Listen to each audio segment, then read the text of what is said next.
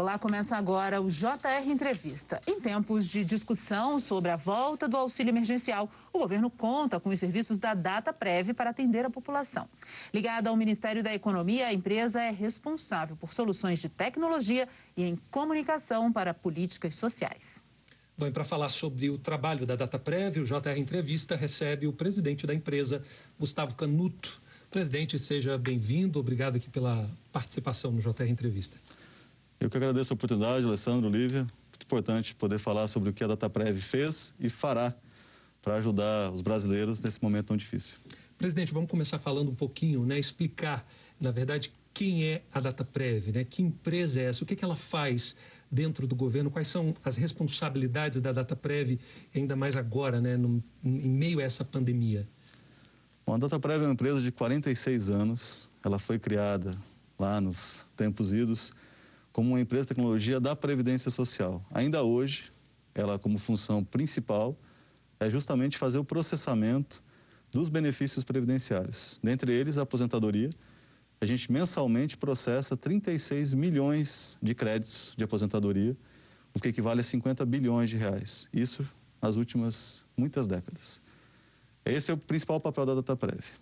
Mas junto com esse papel, tem todo o reconhecimento de outros benefícios previdenciários, auxílio-doença, alguns benefícios assistenciais, como por exemplo o BPC, passa pelos servidores da Dataprev, são processados ali o reconhecimento. Nosso principal parceiro e cliente é o INSS.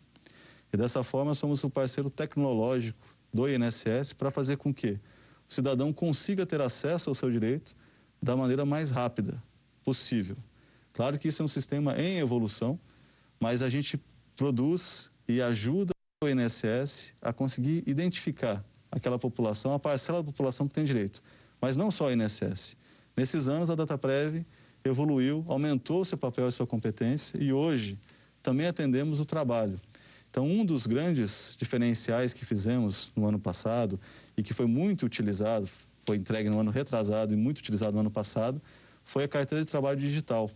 Para terem uma ideia, ano passado foram mais de 272 milhões de acessos, com mais de 29,5 milhões de usuários da carteira de trabalho digital. Muito para solicitar o seguro-desemprego, no momento de pandemia, necessidade, mas também para emitir a carteira, dentre outros. O meu INSS, que é a versão digital do INSS, tem 91 serviços dos 99 serviços ofertados pelo INSS. Então, numa agência do INSS, você tem acesso a 99 serviços. No aplicativo Meu INSS, você tem acesso a 91. Faltam apenas 8 para a gente estar com 100% dos serviços completamente digitalizados, pelo menos o acesso, a solicitação desse serviço. Então, esses são alguns pontos, mas a Dataprev é isso, é uma empresa de processamento, principalmente de dados, de concessão de benefícios sociais, trabalhistas, previdenciários e assistenciais. Agora, presidente, a pandemia fez aumentar o uso das tecnologias. O governo estava preparado para esse aumento na demanda? Lívia, felizmente, já havia uma orientação muito clara do governo, do presidente, para que o Estado fosse digitalizado. Então, a Secretaria de Governo Digital, entre outros órgãos da economia, já tinham isso desde o início de 2019, do dia 1º de janeiro de 2019. Isso começou. A transformação digital do INSS era uma realidade antes da pandemia. O meu INSS, outros serviços foram pensados antes da pandemia. E, felizmente, a esse movimento que já existia, nós já estávamos meio caminho andado, permitindo que nós conseguíssemos alcançar rapidamente um outro nível, um outro patamar de excelência em relação à digitalização.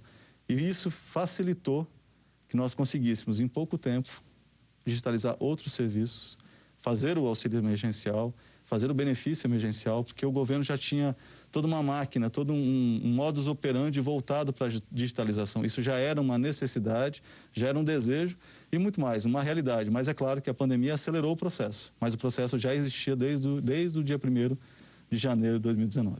Presidente, vamos falar um pouquinho agora sobre a logística para poder atuar com as informações de milhões de brasileiros, principalmente nesse período em que foi criado o benefício para o pessoal receber o auxílio emergencial. Nós estamos falando aí de 68 milhões de brasileiros. Como é que vocês trabalharam, de repente, em poucos meses, de uma hora para outra, colocaram a mão na massa e fizeram o programa funcionar? Olha, Alessandro, pior que foram poucos dias. Poucos dias? Poucos dias. A necessidade era total. Nós tínhamos um grande cadastro, que era o Cadastro Único, que ele foi instituído lá em outubro de 2001, então estava quase completando aí seus 19 anos, estava perto disso, e tinha um contingente grande da população, mas não toda a população. Então verificou-se que uma parcela significativa estava fora do Cadastro Único e precisava ter meios para acessar o auxílio emergencial. Por isso veio o aplicativo desenvolvido pela Caixa, para que pudesse fazer o cadastro dessas pessoas. E no final, desses 68,2 milhões de pessoas que foram reconhecidas elegíveis ao auxílio, 30 estavam no Cadastro Único, mas 38,2 vieram do aplicativo. Então, para mostrar como houve uma necessidade de você ampliar rapidamente o cadastro para poder processar. Nós processamos mais de 150 milhões de requerimentos em poucas semanas. Quando eu falei dias, é porque do dia 2 de abril até o dia 8 de abril, quando foi realizado o primeiro pagamento baseado no Cadastro Único, já houve o primeiro processamento e batimento. 15 dias, do dia 2 até o dia 17, foi quando nós fizemos o primeiro processamento do aplicativo, que tinha entrado pelo aplicativo. Então, a gente teve que aprender e fazer rapidamente. Só que uma das diretrizes era não deixar ninguém para trás e a fome não espera. A população tinha pressa. Tinha pressa de receber, tinha pressa de ficar em casa, não podia sair e se saísse não teria como ganhar sua vida, como ganhar seu pão. Tinha que ter uma outra alternativa que foi o auxílio. Então, a encomenda foi essa. No processo, a cada lote, a cada remessa, ia se aprimorando, se aperfeiçoando, que nós não tivemos tempo para olhar tudo como seria um projeto normal. Você tenta identificar todos os cenários, pensa nas melhores soluções, identifica as lacunas, as falhas, e daí você implementa. Ali a gente tinha que tentar fazer esse trabalho, e fizemos, de identificação de cenários, implementar, e conforme a execução, identificando alguma lacuna, alguma coisa que ficou de fora e aperfeiçoando. Isso que foi feito com a parceria, claro, da Cidadania, que nós somos, neste caso, parceiro tecnológico do Ministério da Cidadania. Eles são os responsáveis pela instituição da política, pela formulação do programa, e a DataPrev, assim como ela trabalhou por décadas junto ao INSS, nesse momento nós trabalhamos junto do Ministério da Cidadania. Agora, presidente, para fazer algo desse tamanho, desse volume que foi tudo tão rápido, vocês tiveram que contratar mais gente, vocês pediram mais servidores, teve compra de equipamento, como é que foi para se organizar aí para fazer tudo isso? Excelente pergunta, Lívia. Os nossos data centers, eles são reconhecidos com certificação internacional, para você ter esse reconhecimento, você tem que ter uma margem. Você não pode utilizar ele até o limite. Tem que ter pelo menos 30% de margem para você poder crescer numa eventualidade. Foi o que aconteceu. Então, nós tínhamos a infraestrutura disponível para ser utilizado, porque nós tínhamos essa margem. Conseguimos. Então, não houve a necessidade, naquele momento, de comprar nenhum equipamento ou ampliar a nossa capacidade de processamento. O corpo de pessoal, tivemos que realocar, então houve todo um movimento de gestão, tendo que deixar algumas outras coisas em segundo plano para trazer, principalmente, as pessoas mais qualificadas para trabalhar no auxílio. E aí eu falo de profissionais que nem sempre são lembrados em relação à computação, que são estatísticos. O auxílio emergencial é, antes de tudo, uma grande análise de dados que demandou o trabalho desse profissional, de estatísticos, que fizeram e identificaram qual seria a melhor forma de fazer os cruzamentos. Mas também tivemos que ter uma ajuda externa. A gente trabalhou com uma ferramenta, que é a ferramenta de referência em análise de grandes volumes de dados, que chama do Instituto SAS, e fizemos uma contratação de consultores especializados nessa ferramenta para conseguir fazer em um tempo menor. Porque os processamentos, no início, levavam 18 horas, 20 horas de máquina, para a gente poder processar um volume tão grande. Só que o primeiro processamento poderia apresentar alguma falha. E como a gente tinha que fazer reiterados processamentos, tivemos que chamar esses especialistas para diminuir esse tempo e, no final, o processo levava 6 horas. Então, isso foi uma cooperação entre o que havia de excelência no mundo em tecnologia com a equipe de dentro da casa que conhecia muito bem o processo. Essa junção possibilitou que um processo inicialmente que levava 18 horas, no final levasse menos de 6 horas. E você pode assistir ao JR Entrevista na Record News às 10h40 da noite, no portal R7, no Play Plus, no Jornal da Record, no JR 24 horas, à meia-noite e meia, e também nas nossas redes sociais. Agora, presidente, vamos falar um pouquinho, o senhor falou aí do trabalho dos estatísticos, né? Como é que foi feito esse cruzamento de dados, né? Porque nós estamos falando aí de mais de 68 milhões de brasileiros, e que banco de dados vocês usaram para poder validar esse aplicativo do auxílio emergencial? Alessandro, essa é a grande pergunta, grande essência e o grande diferencial do auxílio emergencial. Nós utilizamos 22 bases do governo. Dessas 22 bases, 8 bases já estavam na DataPrev, no Cadastro Nacional de Informações Sociais, o CNIS. Um cadastro que foi desenvolvido ao longo dos anos para ajudar no processamento dos benefícios previdenciários, trabalhistas. Então, 8 bases já estavam conosco. Outras 14 bases vinham de fora, vinham do Ministério da Defesa, do Ministério da Economia, de diversas fontes. O Ministério da Cidadania fez uma parceria técnica, que a gente chama um acordo de cooperação técnica, com os demais ministérios, possibilitando que essas informações pudessem ser disponibilizadas à DataPrev para fazer o processamento do auxílio. Então, foi um trabalho muito intenso de articulação, de cooperação entre os órgãos do governo, possibilitando que bases que não foram produzidas para o auxílio, elas foram produzidas para outros fins, pudessem ser disponibilizadas ao Ministério da Cidadania, que repassava esses dados à DataPrev, e aí assim nós podíamos, ao início de cada mês, fazer uma grande base de dados, que a gente chama de base analítica, e essa base analítica que servia como referência para fazer os cruzamentos. Nós não podíamos, por exemplo, tentar fazer um batimento direto com a base de origem, que levaria tempo demais. Então a gente teve que trazer tudo para a DataPrev, compilar tudo numa grande base de dados, a base analítica, e fazer os cruzamentos.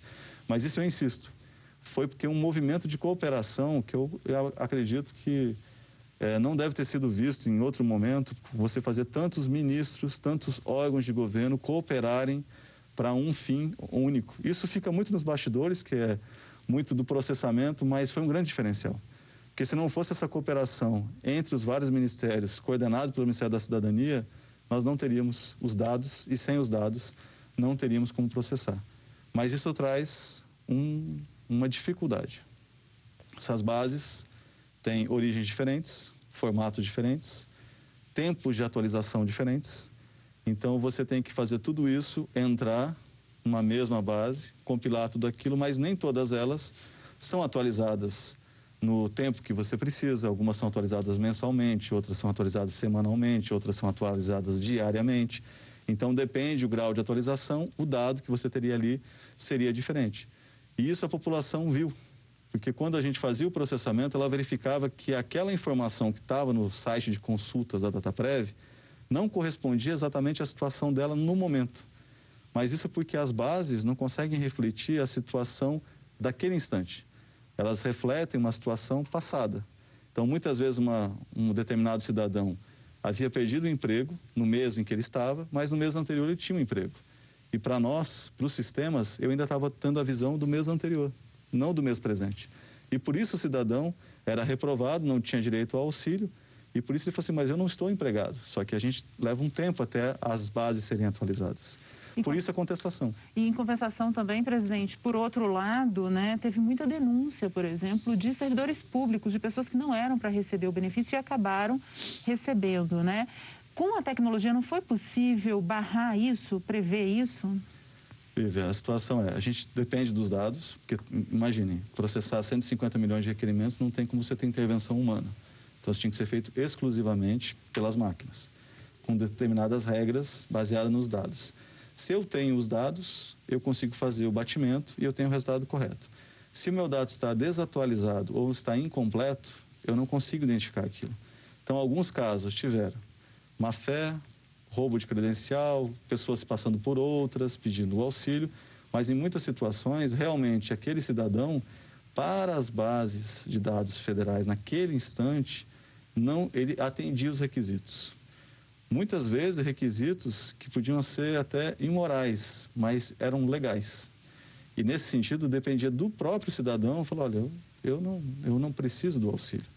Apesar de eu supostamente ter direito ao auxílio, porque legalmente eu atendo os requisitos, eu não estou numa situação de vulnerabilidade, eu não devo solicitar. Isso aconteceu. Então, situações em que nós víamos, olha, realmente, se pudéssemos escolher, não teria feito o repasse. Mas a lei ela foi feita para ser cumprida. Tanto é que com o aprendizado do processo, se vocês repararem, na edição da MP1000, os requisitos já foram aperfeiçoados, foram melhorados para retirar, por exemplo, grandes patrimônios, pessoas com rendimentos isentos e não tributáveis, situações que na primeira versão da lei não eram previstas e quando a MP1000 veio, corrigiu essa situação. Então, muito da situação é a falta de dados ou a imprecisão dos dados e também associado a uma legislação inicial que tinha lacunas e que, felizmente, foram corrigidas na segunda versão do auxílio. Perfeito. Vamos falar agora de um assunto que interessa muito aos aposentados e pensionistas. A gente já sabe que o INSS vai manter o benefício daqueles aposentados e pensionistas que não fizeram a prova de vida entre março do ano passado e abril de 2021, ou seja, o benefício não vai ser bloqueado. Só que a gente está aí com o processo de prova de vida, né? Eu queria que o senhor explicasse melhor para a gente como é que vai funcionar a partir de agora e realmente esse processo de você comprovar que está vivo por meio virtual é muito interessante e como é que está sendo a adesão do pessoal?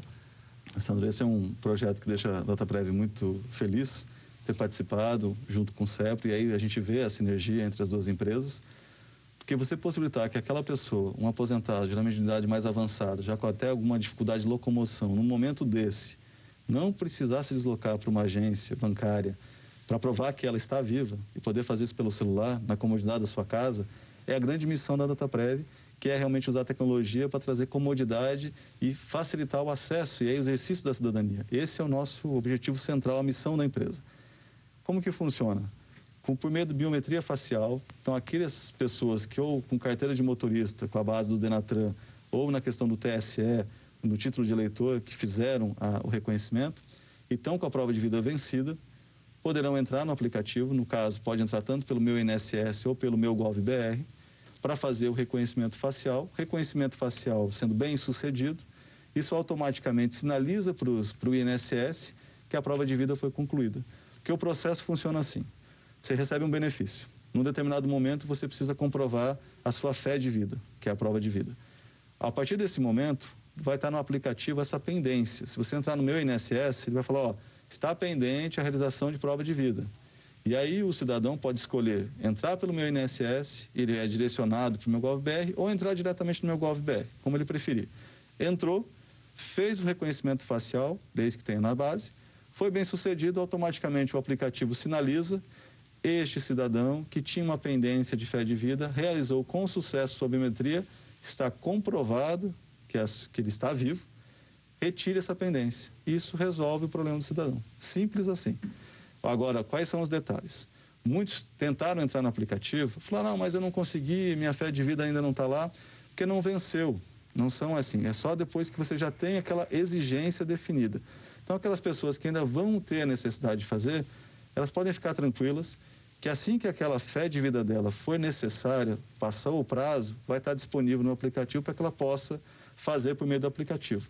Aqueles que já venceu o prazo, eu sugiro que entre no meu INSS e verifiquem. Vai ter uma mensagem lá dizendo que tem pendente e perguntando, o senhor gostaria de fazer a fé de vida no meio digital? Ele dá a concordância e aí o processo segue. Foi um trabalho muito bom, porque a gente trabalhou uma das tecnologias disruptivas que a DataPrev defende, que é a experiência do usuário. Cada vez mais a tecnologia, ela entende que não adianta ter alta tecnologia se o usuário não conseguir utilizar. Então, o objetivo, e isso é uma das tecnologias, que é a experiência do usuário, é fazer com que se colocar no lugar do cidadão, do público-alvo, quais são as dificuldades que ele está enfrentando. Não dava mais, né? A gente via muito, né? Fazíamos matéria aqui de idoso que estava muito debilitado, tendo que ir acamado às vezes. Muito sofrimento, né, para as pessoas. Muito sofrimento. E assim, é uma solução que ela foi sendo aperfeiçoada para que as pessoas pudessem utilizar. Tive a felicidade que até a minha sogra utilizou, eu vi ao vivo e a cores, uma pessoa próxima da família. Como é que foi? Foi tranquilo? Foi tranquilo, conseguiu fazer na primeira tentativa. Você falou assim, faça bem feito, porque a gente... Eu fiquei torcendo ali, mas eu fiquei quieto, imparcial, mas foi muito positivo para você ver que realmente atinge o cidadão, e o cidadão somos todos nós. Perfeito, a gente vai continuar no próximo bloco falando mais sobre o meu INSS. E olha só, nós vamos fazer um breve intervalo agora e na volta a gente fala sobre segurança cibernética. O JR Entrevista dá uma pausa e volta já já. Até mais. De volta com o JR Entrevista, o nosso convidado de hoje é o presidente da Dataprev, Gustavo Canuto. Presidente, em relação à digitalização dos serviços oferecidos pelo governo, como é que está esse processo? Quais já são oferecidos? Quais os mais procurados? Como é que as pessoas estão procurando esse serviço? Ótimo.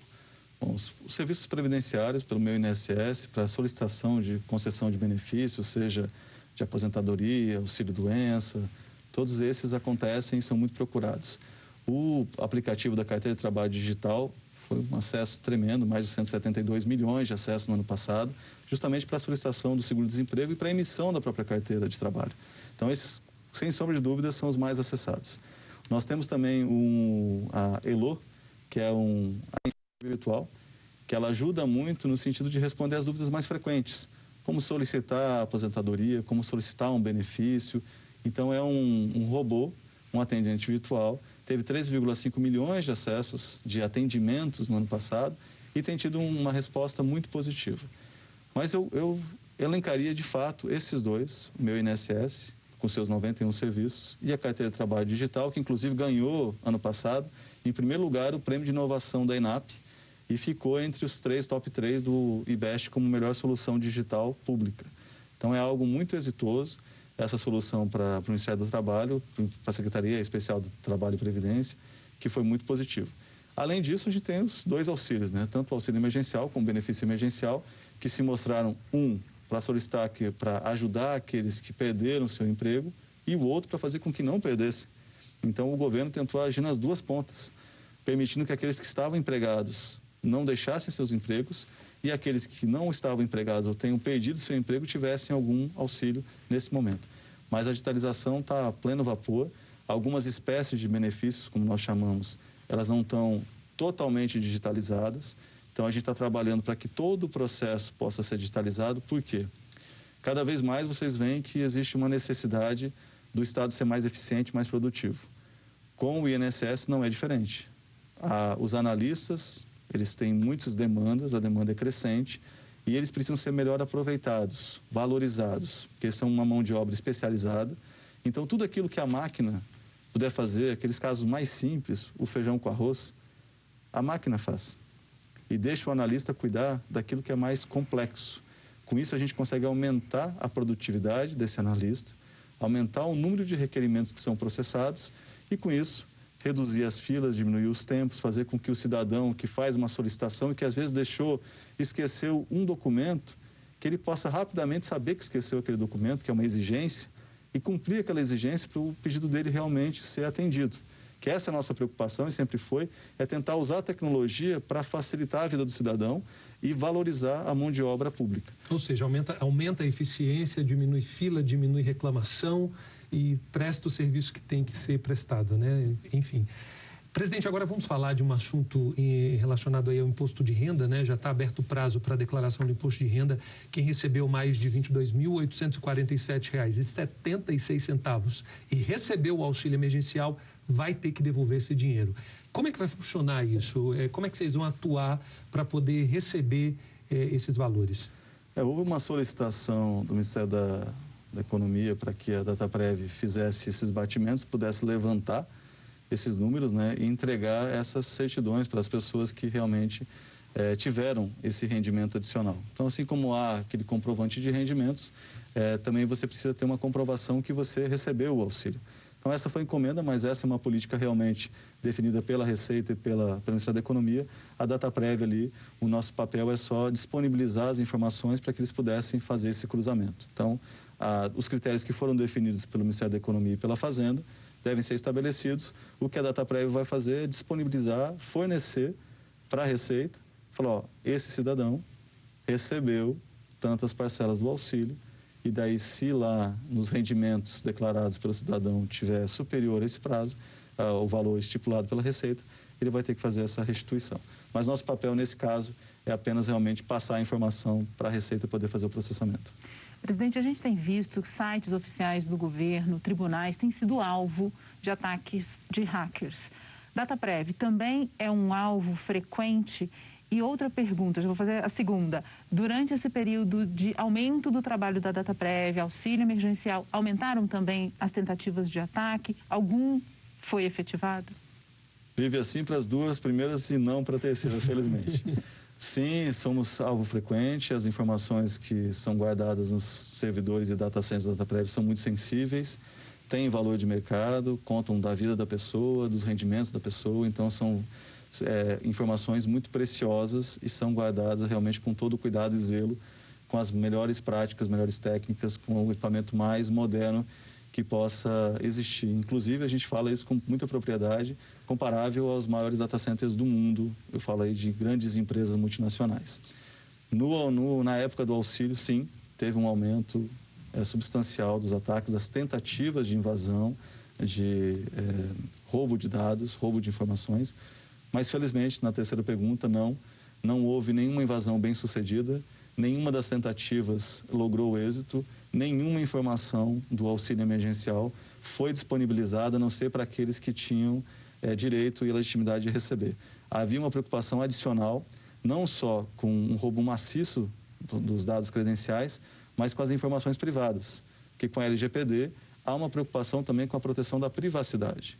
Lá nós tínhamos nome, mãe, família, composição, várias coisas que são do cidadão. Ninguém tem o direito de saber disso, a não ser o próprio cidadão e os órgãos governamentais que a lei permita.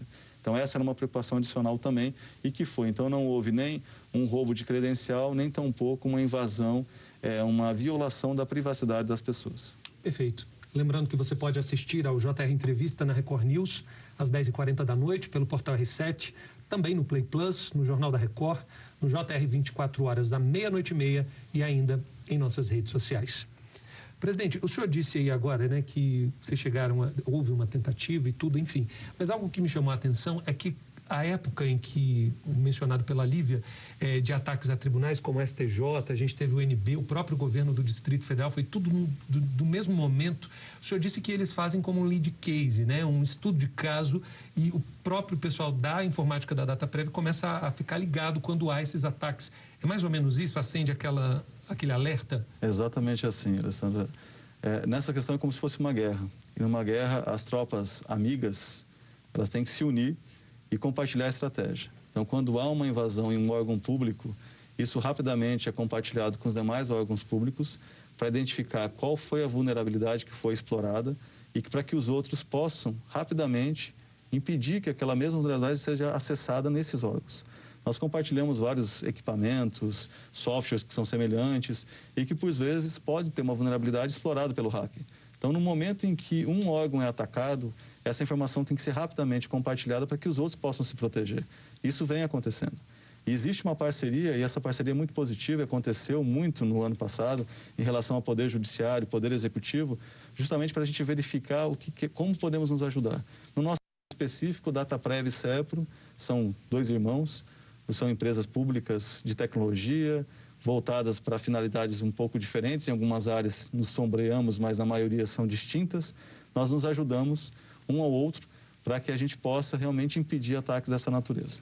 E assim foi feito, felizmente, nem nós, nem o CEPRO tiveram qualquer tipo de invasão nesse momento, mas também ajudamos e nos colocamos à disposição dos órgãos STJ, TSE, qualquer órgão que tenha, o grupo é montado e os especialistas de todas essas áreas começam a compartilhar informações, porque do outro lado a gente sabe que também são organizados, compartilham informações, tentam fazer o possível para explorar uma vulnerabilidade ou outra. Agora, presidente, então, para concluir, os dados dos brasileiros estão seguros na DataPrev? Estão seguros, Lívia. Estão seguros porque nós temos 9 camadas de segurança, um sistema de segurança que foi desenvolvido durante muitos anos e uma equipe de segurança que fica monitorando o movimento dos nossos servidores em todo momento, 24/7. O que acontece? A máquina tem suas proteções, mas quando tem alguma coisa suspeita, tem um ser humano, um especialista em segurança, olhando para aquilo e tentando fazer o tratamento. Obrigada, presidente. Agora, um rápido intervalo. No próximo bloco, nós vamos falar sobre os legados da pandemia para o setor de tecnologia. Voltamos em instantes. O JR Entrevista está de volta com Gustavo Canuto, presidente da DataPrev. Presidente, como é que está funcionando a carteira de trabalho digital? Muito bem.